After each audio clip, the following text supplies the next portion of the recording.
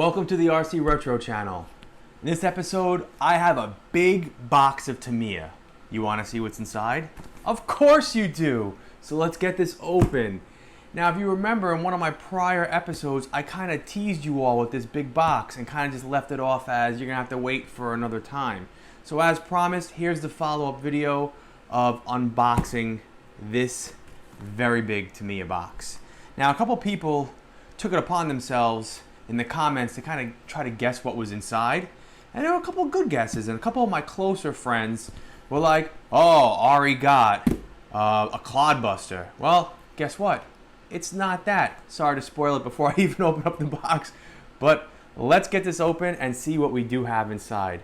And I almost don't want to, I want to open up what's inside, right? But I almost don't want to like break the nice Tamiya tape on here. It's just so nicely packaged. All right, let's go slow as to not cut the other box inside because I don't want to take that chance.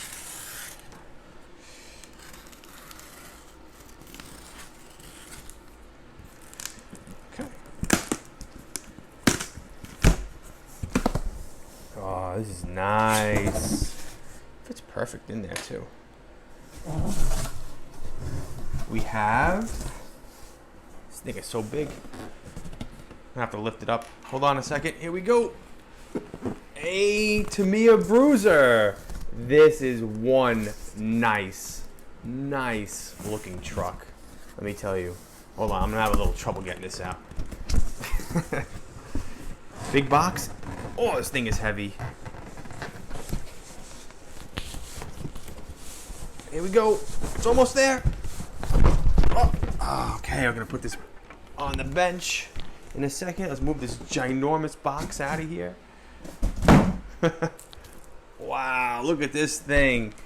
This is huge and a beautiful truck, right?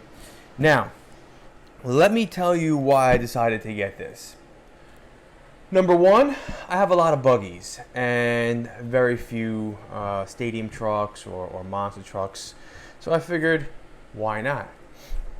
And if I had to get a Tamiya truck that I didn't already have, this was my top choice. However, they're a little bit on the pricey side.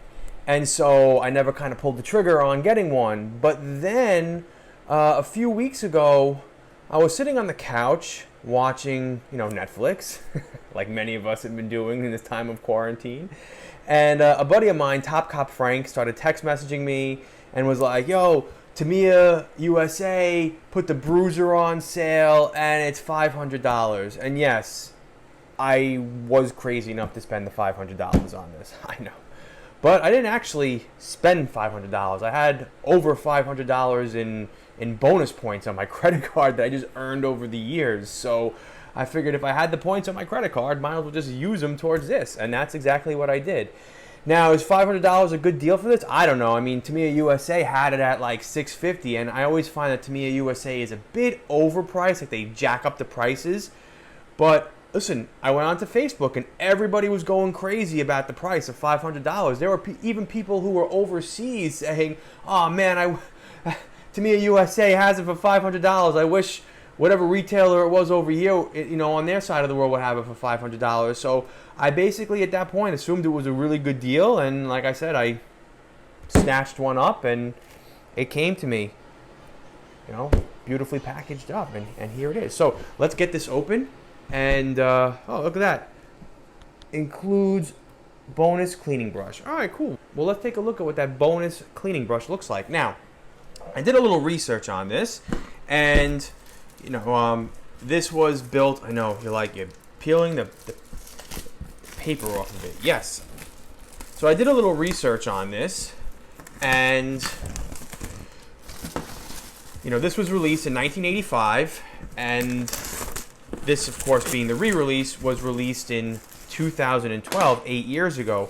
So I'm surprised that these are still readily available, especially on the Tamiya USA website.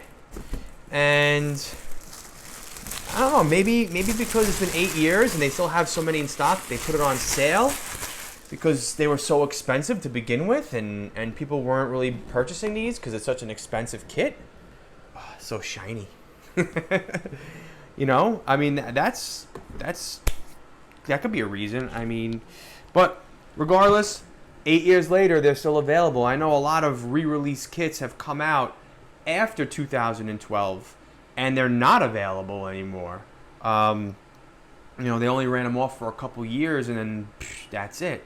You know, a couple that come to mind, let's say, is Team Associated, you know, with their original RC10 re-release classic and their World's Car. But then again, a lot of people say they only printed. Then again, a lot of people say they only manufactured an X amount, and that was it. It was a one-time run. I know Tamiya is notorious for re-releasing a car, and then a few years later, re-releasing the re-release, and you know, producing a couple more batches along the way. So maybe that's what happened here. However, I do see that it includes this bonus brush that I'm about to open up and take out in a second. And in doing my research, there was a gentleman, Fred. Sorry, I gotta look at my notes over here. Fred Medell from Tamiya USA, who was being interviewed in a YouTube video when this was first released in 2012, and he said that only the first runoffs of the Tamiya Bruiser included this bonus cleaning brush. And I mean, first runoffs 2012, and now it's 2020, 8 years later. I don't know if that was really accurate, or if this is actually one of the earlier runoffs that's just been sitting in a factory or a warehouse for that many years. I don't know, but either way, it is a beautiful, beautiful kit, and eventually, at some point, I am going to be building this. Some fun facts. So, in doing some research, the re-release chassis rails over here, black. Original were metal or silver. The axles and the pumpkins also are not the same as the originals. Supposedly in this interview that I was watching online, the gentleman from Tamiya USA was saying that the original casts or molds for the axles and the pumpkins were either damaged or broken, and they basically had to redesign them and recast them, and it was a rather very expensive process. I don't know. Listen, that's what the gentleman was saying, so that's what I'm going by. But, you know, they still look like the originals, but I guess they came from a different cast or molding. I don't know. I'm not a metal person, so I couldn't tell you. But very nice. Now, here is that brush. Very cool. It's probably going to stay in the packaging and never be used, just because it's like, you know, supposedly like a limited edition, you know, cool little item they threw in with here. But I don't want to spend too much time because this kit's been out for a while already, and you know, I don't want to sit here and kind of bore you guys. I just want to show off what is here, but pretty cool. I'm just going to take out some of the cool things. I know the body comes in different parts, different sections, and has a very detailed interior also that you could paint up and put in there. And the difference between the re-release body and the original is that there's some pre-drilled holes in here for the lights, and you can add LED lights on here. So that's, you know, pretty cool. Of course, you're going to use the TS spray on here because it's an ABS plastic body. And here is a better shot of the chassis, which is black. And like I was saying to you before, actually the original came in the silver, or metal. This is metal, but it's black. So, all right, nice. Do I have room? No, I don't. I don't have room. Put this over here for right now. And nice tires that are still in the packaging, but yet you could just smell that signature Tamiya smell of the tires coming out of the bag, you know. So cool. Let's see what else we have here. Just gonna turn this sideways. And of course, you know, I will include some close-ups of all of this, and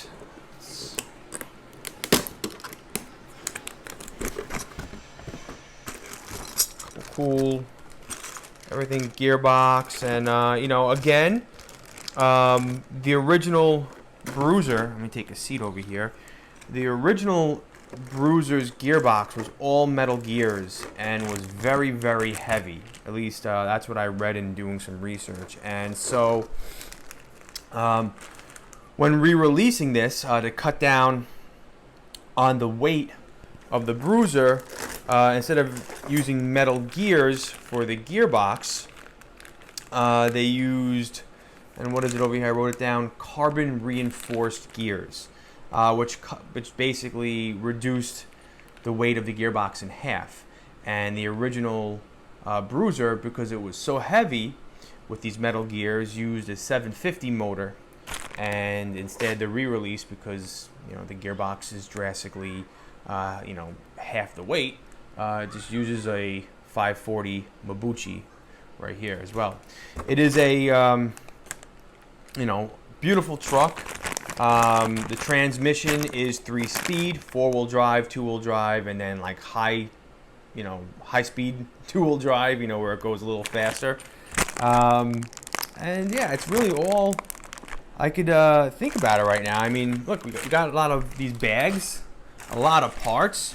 I've been told it is a little bit more of a challenging build for more experienced builders, and this is not something that you're probably going to build in one night, although some of you might have actually sat down and pulled an all-nighter and built one of these. But this will probably take me a few days, over a week, just to build the chassis. Cause I know I put out a lot of time-lapse videos, but not where I just sit there the whole time. I know it looks like it because it's a time-lapse video, but I do it over the course of a few nights, a couple steps here and there, and then I put it all together to do a time lapse. So I don't know if I'll do a time lapse on this, maybe not, but either way, it'll happen eventually. Got a lot of projects lined up, so this will be built at some point in the near future.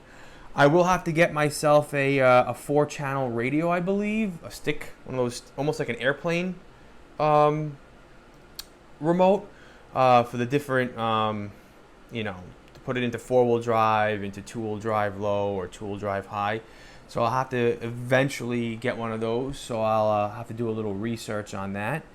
And yeah, I'm really looking forward to eventually at some point building this kit. It is awesome, I'm telling you, very, very nice. So no regrets here. Only now that I have it out and I'm looking at everything, I kind of want to build it right away and kind of jump over all the other projects. But no, I can't build this first. I got other things. Like, what do I have? Hold on, I'm going off camera right over here.